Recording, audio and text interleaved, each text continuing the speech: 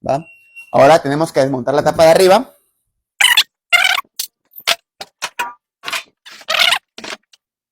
Esto que está aquí es la tina. Esto es lo que tenemos que sacar.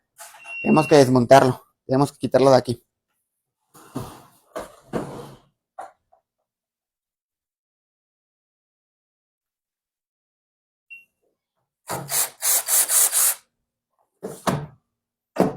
Aparte, le falta mantenimiento.